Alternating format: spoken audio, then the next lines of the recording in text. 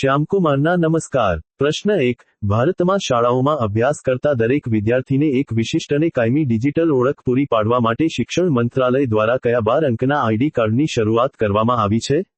જવાબ: અપાર આઈડી, અપાર automated permanent academic account registry, one nation, one student ID. પ્રશ્ન 2, ગુજરાત રાજ્યમાં શૈક્ષણિક ટેકનોલોજીના પ્રસાર અને શૈક્ષણિક વિડિયો, ઓડિયો કાર્યક્રમોના નિર્માણ માટે અમદાવાદ ખાતે કઈ રાજ્ય સ્તરીય સંસ્થા કાર્યરત છે? જવાબ: GIET, Gujarat institute of educational technology, Gujarat શૈક્ષણિક ટેકનોલોજી ભવન। પ્રશ્ન 3, શૈક્ષણિક આંકડાશાસ્ત્રમાં તમામ પ્રાપ્તાંકોના સરવાળાને કુલ પ્રાપ્તાંકોની સંખ્યા વડે ભાગવાથી મળતા મધ્યવર્તી સ્થિતિના માપને શું કહેવાય છે? જવાબ: મધ્યક, સરાસરી, મીન બાય એક્સ। પ્રશ્ન 4, ઋષિ અરવિંદ ઘોષ દ્વારા શિક્ષણ ક્ષેત્રે કઈ જાણીતી ફિલસૂફી અને શિક્ષણ પદ્ધતિ રજૂ કરવામાં આવી હતી? જવાબ: સર્વાંગી શિક્ષણ, પૂર્ણ યોગ શિક્ષણ, ઇન્ટગ્રલ એજ્યુકેશન। પ્રશ્ન 5, શાળા કક્ષાએ ધોરણ 6 થી 8 ના વિદ્યાર્થીઓ માટે વિજ્ઞાન, ગણિત અને પર્યાવરણ પ્રદર્શનનું તાલુકા, જિલ્લા અને રાજ્ય સ્તરે આયોજન મુખ્યત્વે કઈ સંસ્થાના માર્ગદર્શન હેઠળ થાય છે? જવાબ: GCERT, ગાંધીનગર।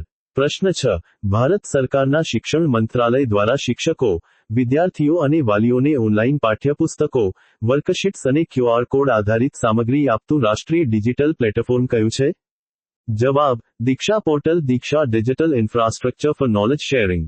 પ્રશ્ન 7, શિક્ષણનો અધિકાર અધિનિયમ RTE એક્ટ 2009 ની કલમ 23 મુજબ પ્રાથમિક શાળાના શિક્ષક તરીકે નિમણૂક મેળવવા માટે કઈ શૈક્ષણિક લાયકાત અને કસોટી ઉત્તીર્ણ કરવી અનિવાર્ય છે? જવાબ: NCTA દ્વારા નિર્ધારિત ન્યૂનતમ શૈક્ષણિક લાયકાત અને ટેટ ટીચર એલિજિબિલિટી ટેસ્ટ।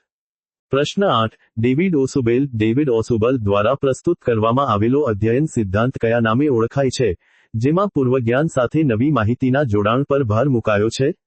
જવાબ: અર્થપૂર્ણ શાબ્દિક અધ્યયન સિદ્ધાંત, meaningful verbal learning theory, advance organiser model.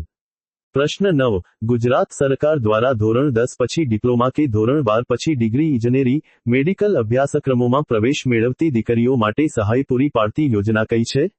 જવાબ: કન્યા કેળવણી યોજના, નમો લક્ષ્મી યોજના। પ્રશ્ન 10, જ્હોન ડ્યુઈ ના પ્રગતિશીલ શિક્ષણ, પ્રોગ્રેસિવ એજ્યુકેશન ના વિચારો પર આધારિત કઈ પ્રખ્યાત શિક્ષણ પદ્ધતિ વિલિયમ કિલપેટ્રિક દ્વારા વિકસાવવામાં આવી હતી? જવાબ: પ્રોજેક્ટ પદ્ધતિ, પ્રોજેક્ટ મેથડ।